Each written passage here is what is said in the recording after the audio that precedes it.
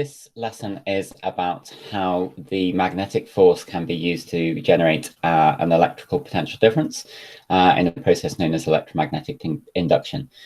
This should be familiar to you from GCSE, and really what we're doing now is focusing on the A-level explanation of why things happen the way they do.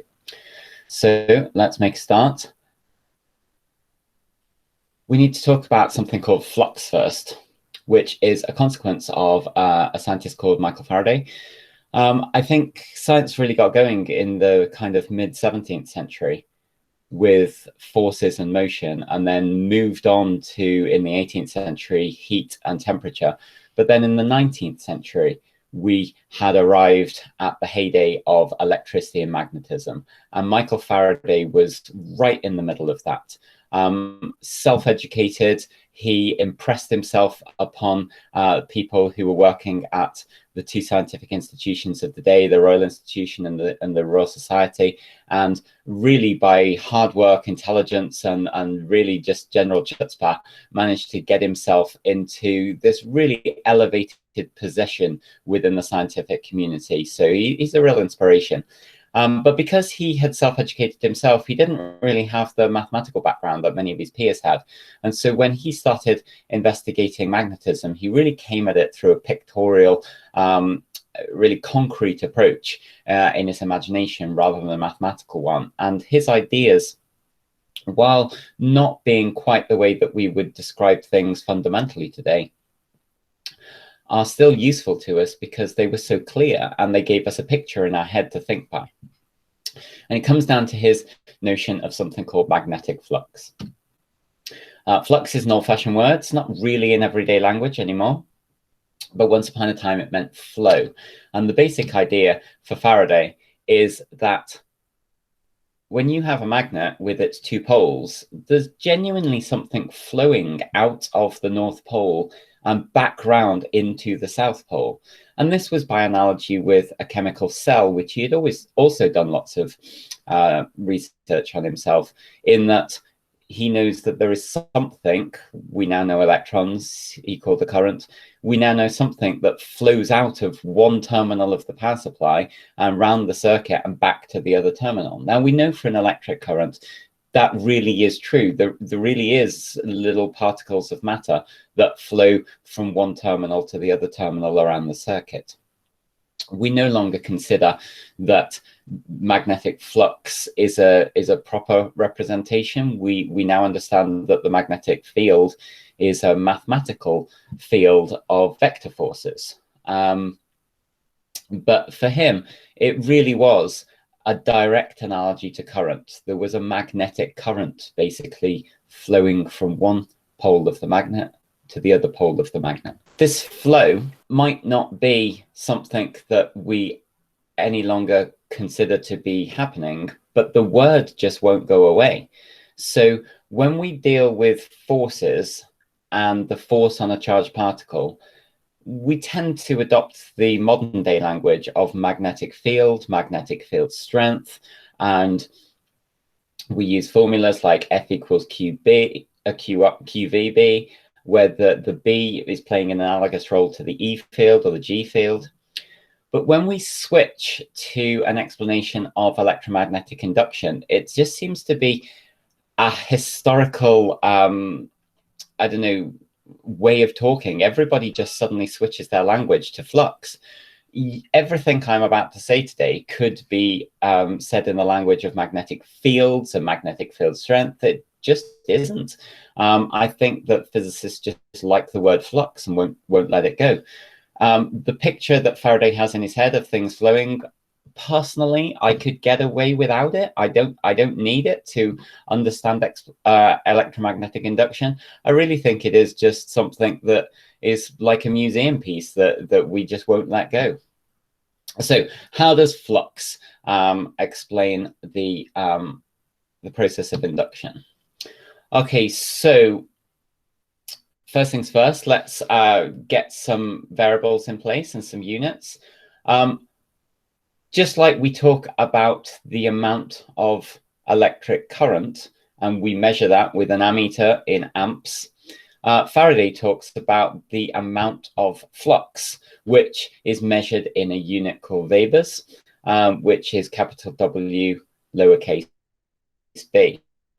So Webers is kind of Faraday's direct analogy with electric current. And in a diagram, what we would do is, once we had settled on a scale that we were working at, we would actually literally count the number of lines in the diagram, and that would be the amount of flux. If we want to relate that to what we call magnetic field strength, Faraday has his version of magnetic field strength. It's exactly the same thing, which he calls flux density. Now, this is familiar to us, where we have spoken about the closeness of the lines, the density of the lines, as being indicative of the size of the force. So we call the closeness of the lines magnetic field strength because it's giving us an indication of the strength. But Faraday was much more direct about it. And he just said, well, if flux is the number of lines, then how many lines are there per meter squared, per unit area of a kind of plane of space that the field is passing through? So the natural term for him to use is flux density. What is the density of the lines? Literally, how many lines are there per meter squared? And so that would be expressed in the units of Webers per meter squared, but we already have a unit for what we would refer to as magnetic field strength. That's the Tesla. And so it's the case that the Tesla is absolutely identical to the Weber per meter squared. So flux is your analogy with current, and flux density is exactly the same thing as what we've been calling magnetic field strength. Okay, so now that we've got the term flux under our belt, let's have a look at how we can use it. So hopefully you remember this from GCSE. And if we were in the lab, I would be able to share a demonstration of this with you. That when you bring a wire attached to a voltmeter, say, and you push it past the jaws of a magnet, as in the diagram there, the voltmeter will show that there are extra electrons at one end of the wire compared to the other end of the wire. We would say a potential difference has been induced across the ends of the wire. That's how we described it at GCSE. A more correct explanation, or a more correct description at A level, would be to swap the word PD for EMF, which you will remember from your year 12 work on electricity. The difference between EMF and PD, they're both joules per coulomb, volts, but EMF is all about energy being transferred to the electrons, whereas PD is about the energy being transferred from the electrons. In this particular case, the electrons are being forced to one end of the wire from a neutral place to a charged place, and that will take work in order to push those electrons into place. The electrons have a force acting on them, pushing them to one end of the wire, and therefore work is being done on the electrons and transferring energy to them. And so it's more appropriate to talk about the induction of EMF rather than the induction of a potential difference. We don't make the distinction at GCSE because we only introduce the term EMF at A level, and more on that next lesson. So in Faraday's head, his explanation for this, thinking pictorially, was that the wire is acting almost like a cheese wire cutting through cheese. It's slicing through the lines of flux. And as it slices through the lines of flux, this action of flux cutting results in the induction of the EMF.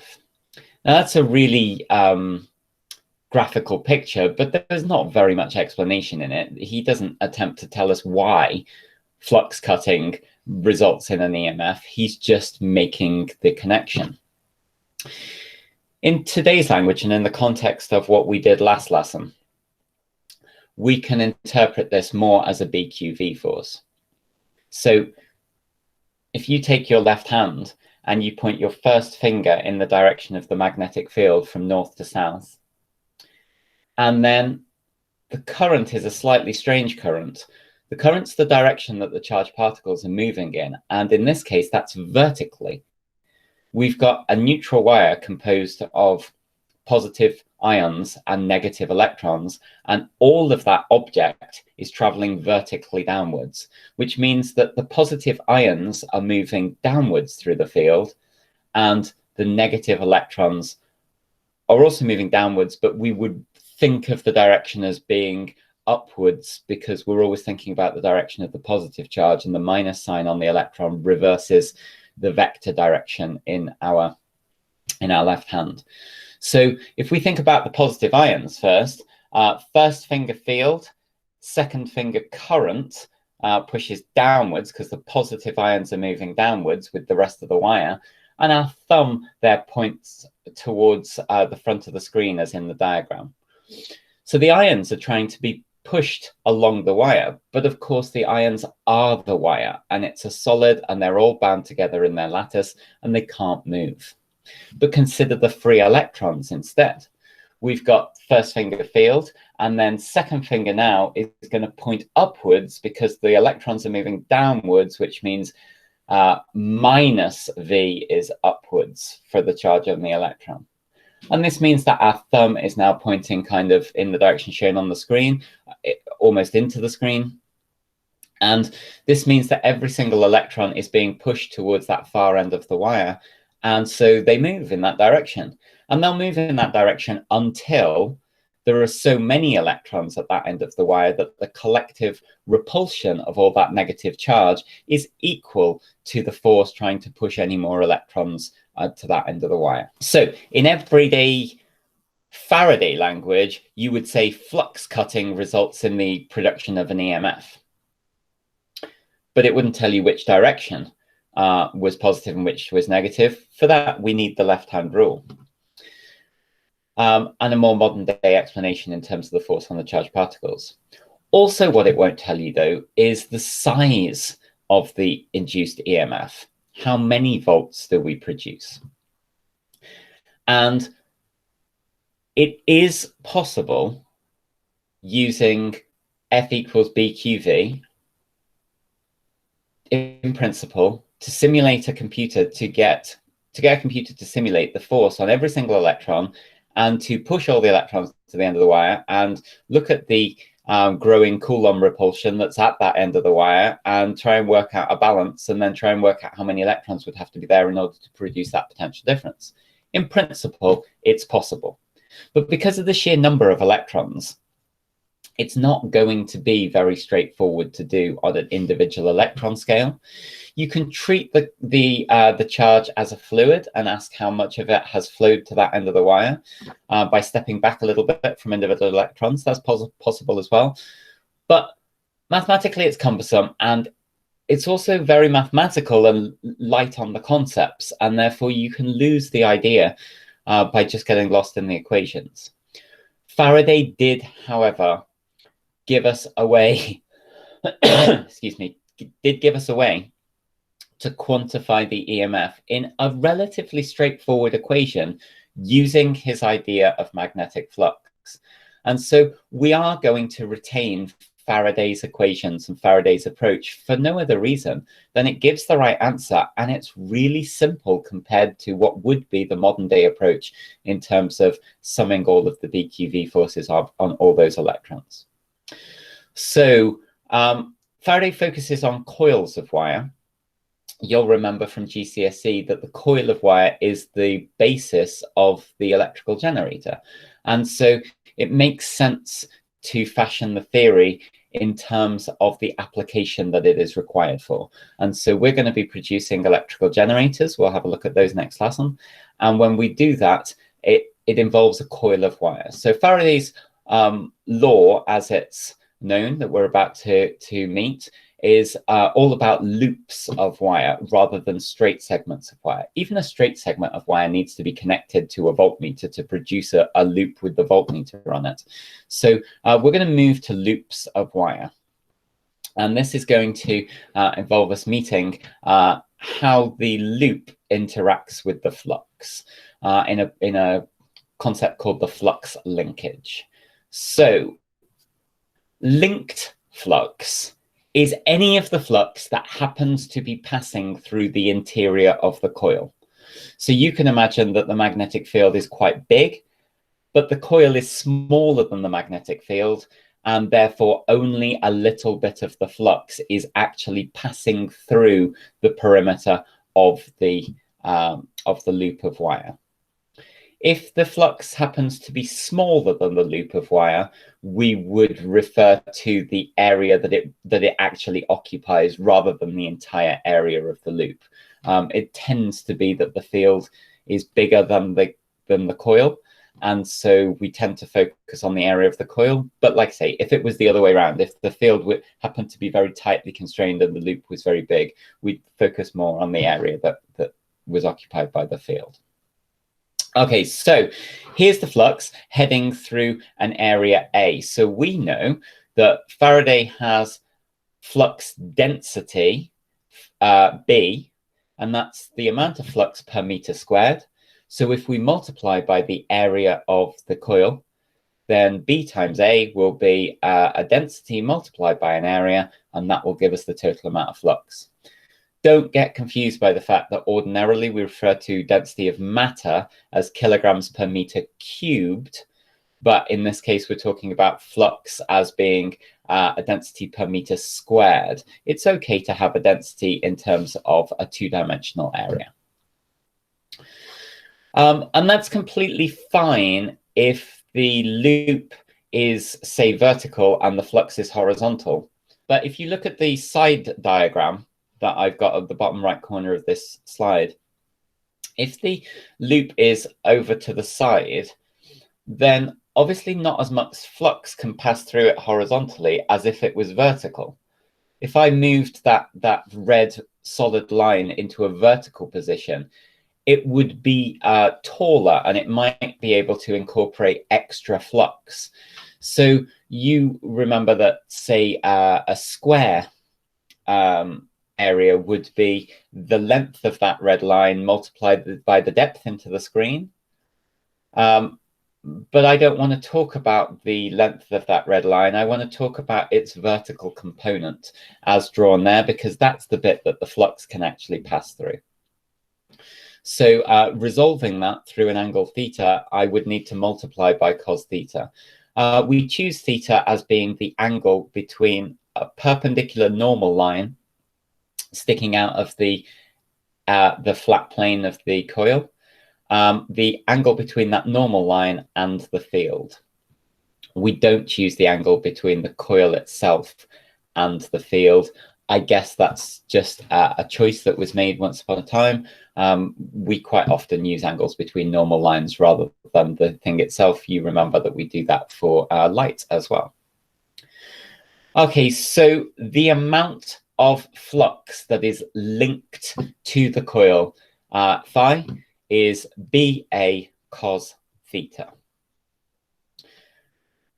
But we don't usually just use one loop of wire in a generator. If you remember from GCSE, we quite often loop the wire round and round and round and round and round into a coil that has many turns. And given that we are in a generator about to literally turn the coil, I find this term a little bit confusing, that we're also using it for the number of times the wire has been wrapped around in a coil. That's also called the turns.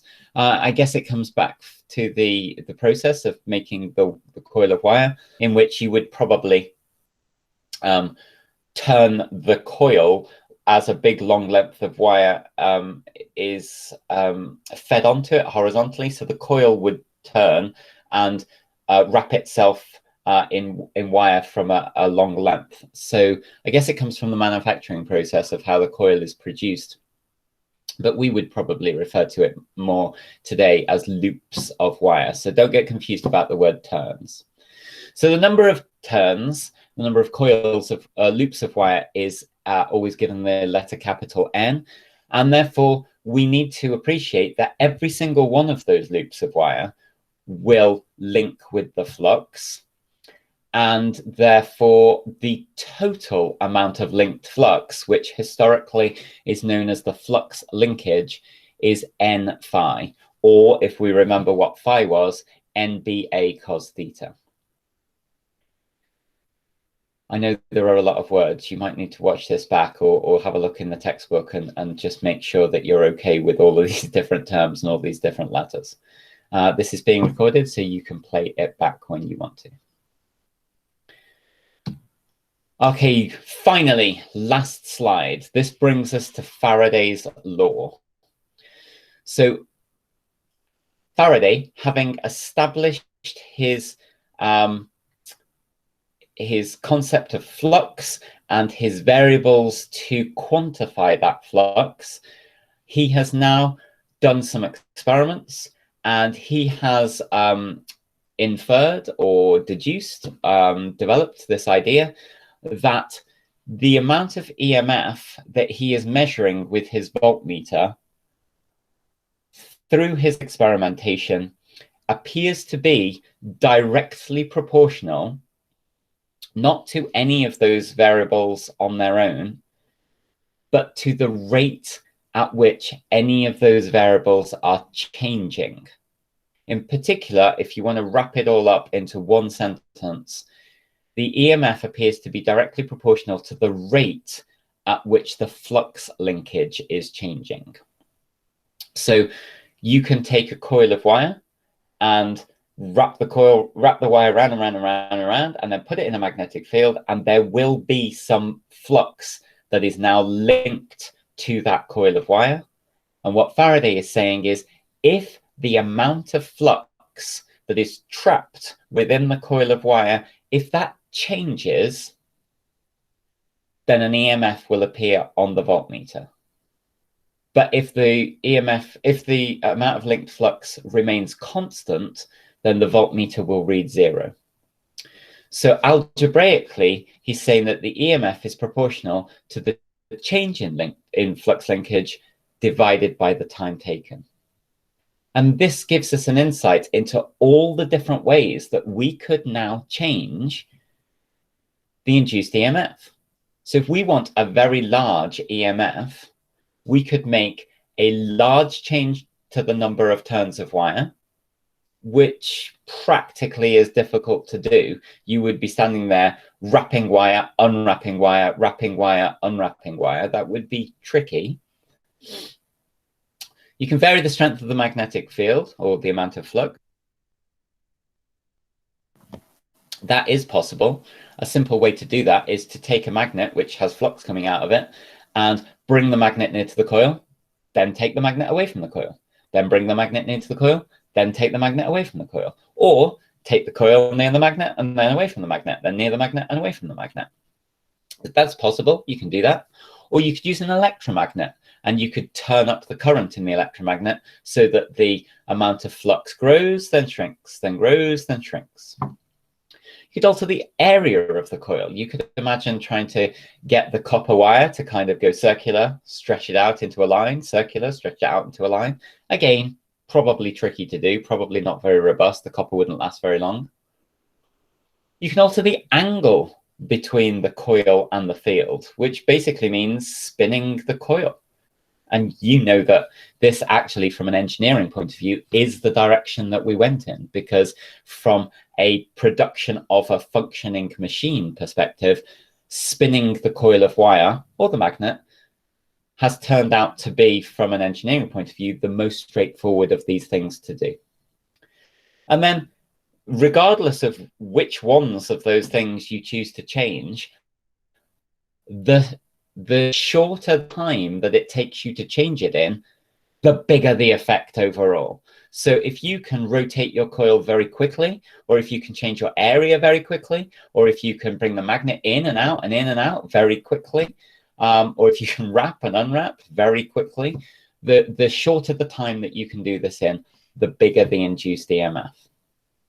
Now, because there are so many possibilities, because this formula makes very definite numerical predictions, because there are different ways of doing this, bring the magnet in, spin the coil, all the rest, we need to spend some time really looking at the consequences of this law. And because today is a short lesson, I need to stop at this point, and I can't go into those consequences now. So I'm gonna do it next lesson instead. But just to get you prepared for next lesson, if you do have any time between now and next lesson, there are 6 questions in the textbook and a couple of pages. 23.4 isn't a very long chapter.